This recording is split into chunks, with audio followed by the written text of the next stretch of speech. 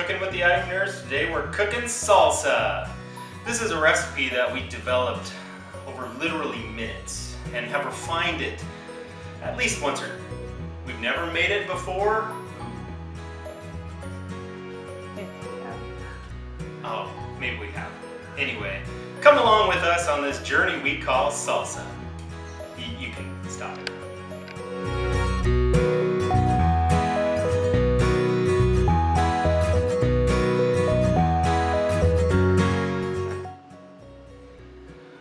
For this recipe, which we will display for you later, has a few ingredients. We've got Roma tomatoes, which we grew in the garden.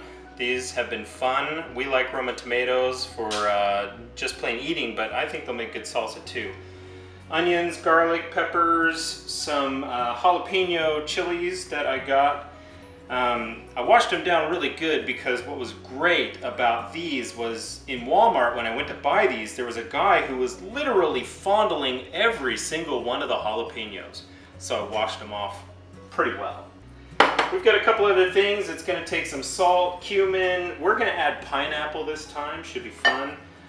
Some diced green chilies and then tomato paste. So you might notice that a lot of these tomatoes are green.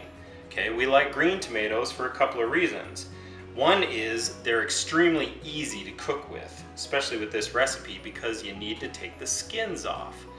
But the trick is, if you take the skins off when they're green, chop them up, dice them, and you go through the cooking process, when you add this tomato paste, it magically turns your salsa red. Okay, I've got my favorite sharp knife. You might have your own favorite sharp knife.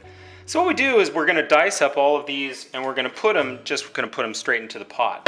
Now I've got a measuring can or a measuring cup here because what we want to do is we want to make sure that it calls for 9 cups of tomatoes per every 3 quarts. And so we're going to make 7 quarts, so we're going to measure out probably 20 cups of tomatoes. So we want to do that, but first we're going to start dicing our vegetables. And I won't bore you with the process, but basically we're just dicing, okay? So we're going to get rid of that.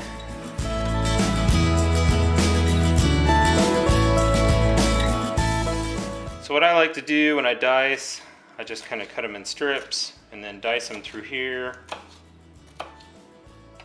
And then everything's just going to go into the pot one at a time. So we're going to do that for our peppers, onions, garlic, jalapenos, and tomatoes. A lot of times we like to add the tomatoes first just to see how much we have too. So we're going to go through and we're going to dice all of these and put them into the pot.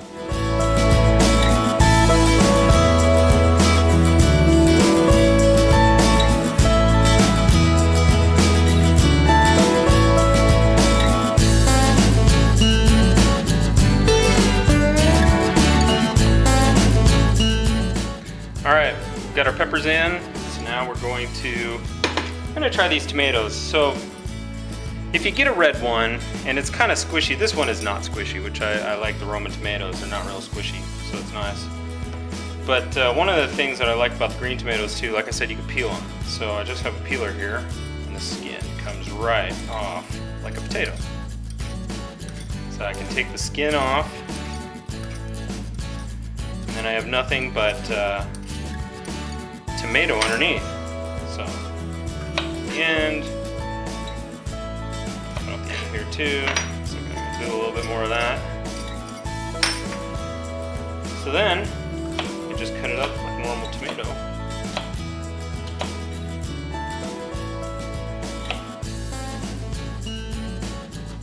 And try not to cut your finger off. Voila, diced tomato. And I'm going to put it into the measuring cup because remember we need 9 cups for every 3 cans of salsa. So we'll see if we've got enough tomatoes.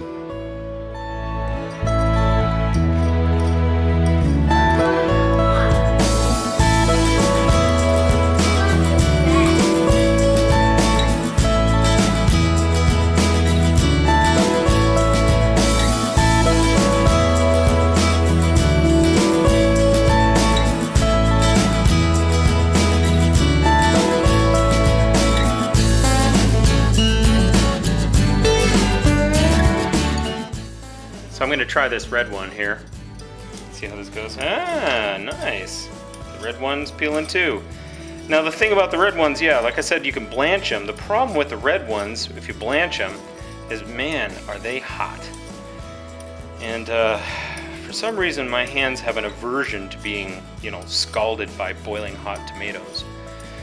So after you blanch them, you know, the skins come off pretty easily. They just kind of squip right out of the skins, which is great. But then you gotta handle them, which is like, man, stinking hot. And Shellina's over here blanching some, and she said the skins are coming right off. So we've got a few that we are blanching, and you know, basically just sticking it in the boiling water, and then the skin will come right off. And we have junior helper assistant Sierra. She's also helping peel some tomatoes. Appreciate your big help, Sierra. Cupcakes.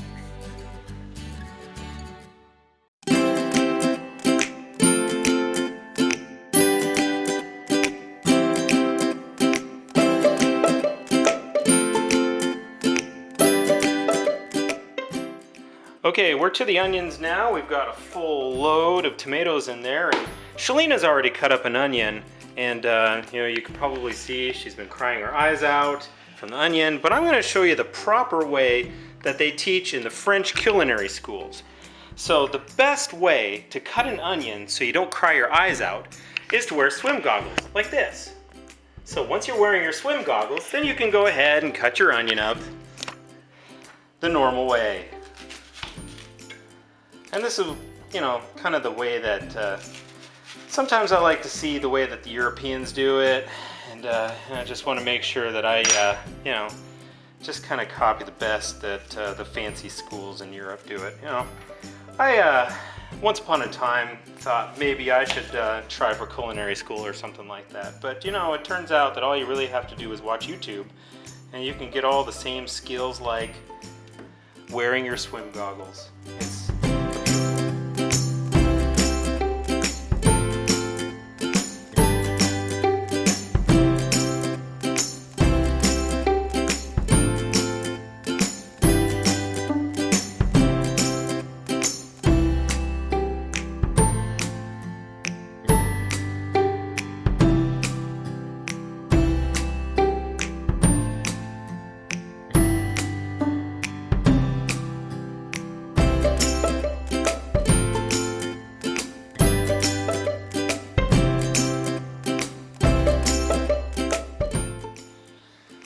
Alright, garlic.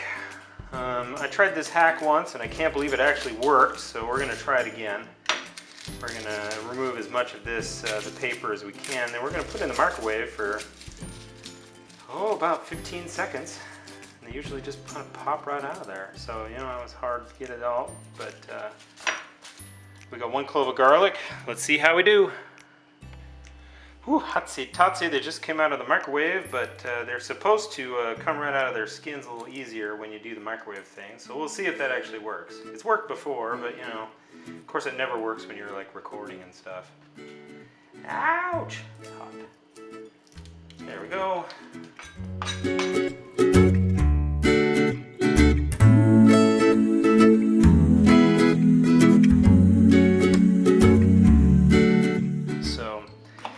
We haven't really used fresh very much, so we're gonna... You want to wash your hands. Yeah, definitely wash your hands. So the key to working with jalapenos is kind of slicing down the middle here and getting out the middle and all those seeds.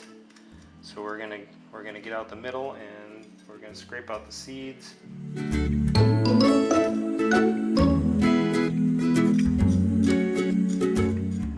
once we get these seeds out, then I'm going to go ahead and just dice it normal, I think. Yeah, so I'm just going to dice it like that.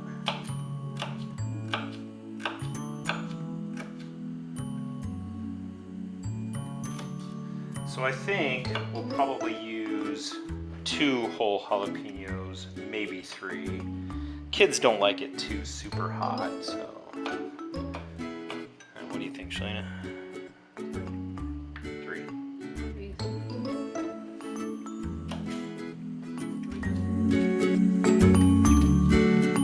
Okay, so Shellena suggested that why don't I go ahead and taste the jalapenos to make sure that, you know, how hot we want it. We put in 2 jalapenos. I was thinking about putting in a third. I've got maybe a smaller one, so it'd be almost like 2.5. But, you know, let's just see how hot they are.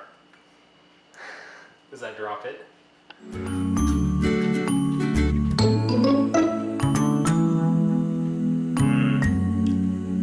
I think we're good. You know, the rule of thumb on these actually, these are pretty spicy. And they'll cook through.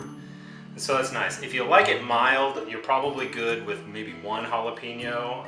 2 is probably just right for us.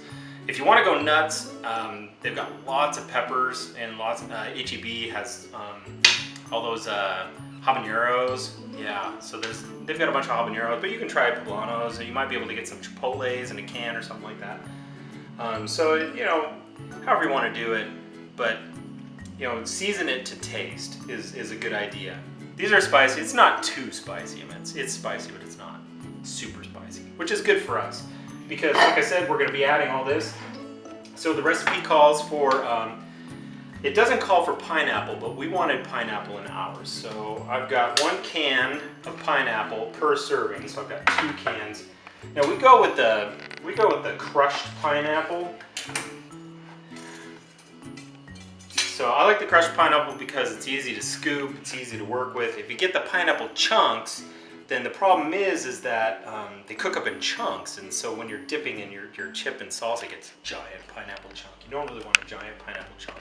You kind of want it mixed in. So anyway, I throw it all in there. I'm going to put in the other can.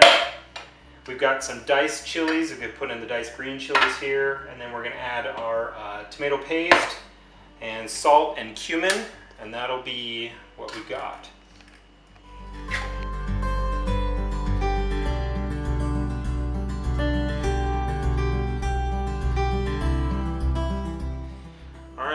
Calls for 3 teaspoons of cumin. 2, 3. Per batch? No, 1.5 per batch. We've doubled the batch. And then 1.5 salt. I like the coarse sea salt. So now we've got our mix. We've got it all in there. And we're going to stir it up, and then we're going to take it over to the stove, and we're going to slowly heat it. So come on, let's go over to the stove.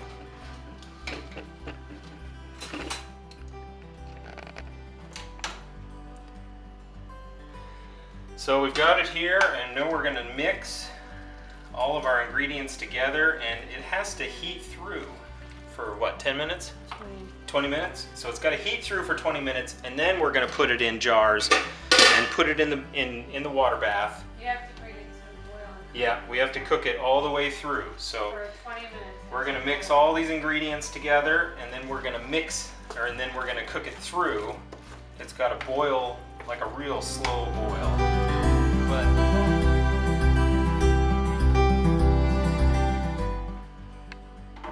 Okay, we forgot one of the most important bits, which was actually vinegar. So it calls for 3/4 cup per batch. So we've doubled it, so it's 1.5 cups. Check the level. Needs a little bit more. Yeah. So we'll get that in there and stir that around.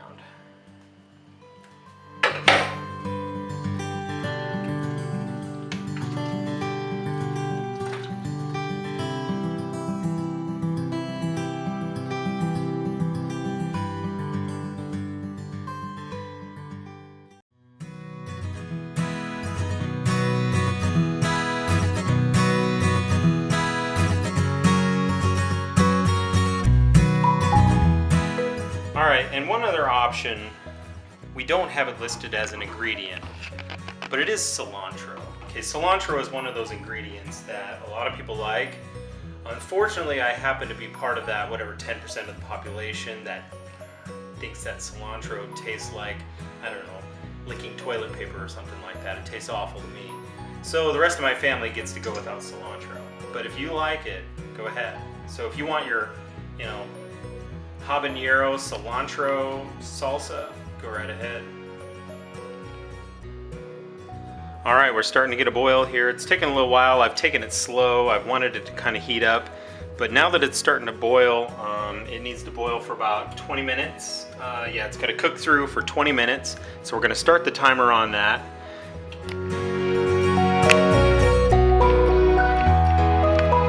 Start the timer on that.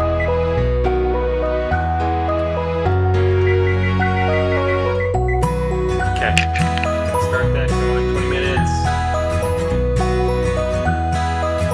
Go. So we've achieved the boil. We're going to keep it on this low heat, but we're going to keep constantly stirring it because I don't want it to burn on the bottom. So we've got our boil going. We're going to cook it for 20 minutes. And then we're going to ladle it into jars.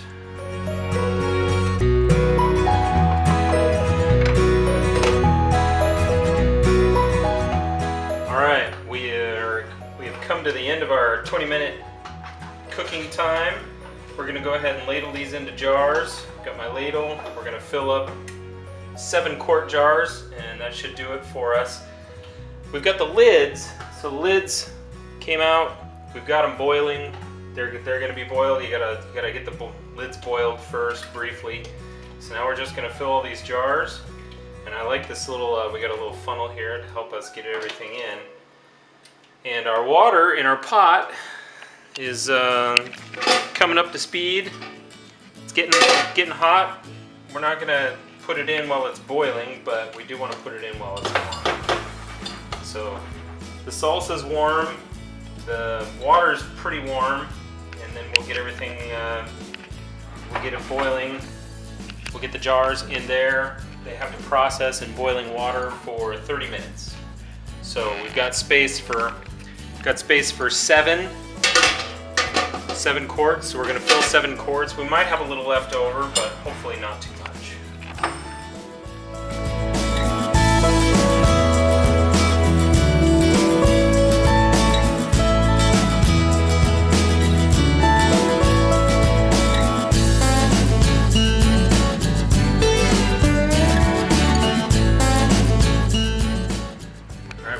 Coming out of the water, gonna put them on there. Maybe if I get out of the way.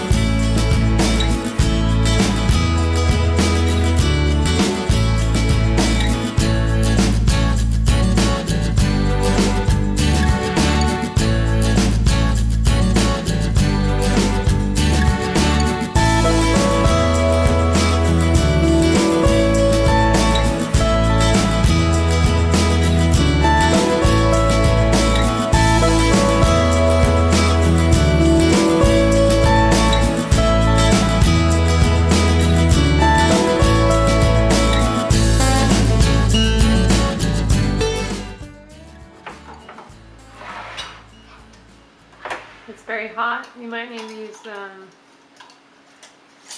hot pad to tighten the lids, unless you want to burn your hands, like Matt's doing.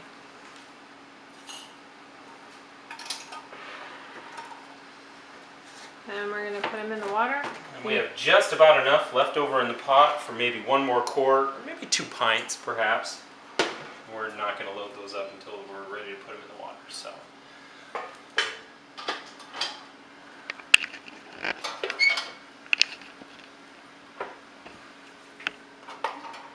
Get them in here. Get a big load. 7 magnificent quarts. They look beautiful. Into the water we go. And they have to be submerged. The top, Ho-ho! they have to be underwater completely. Yep, gotta be underwater. It has to boil. So once it starts boiling, Then we're gonna put the timer on for 30 minutes.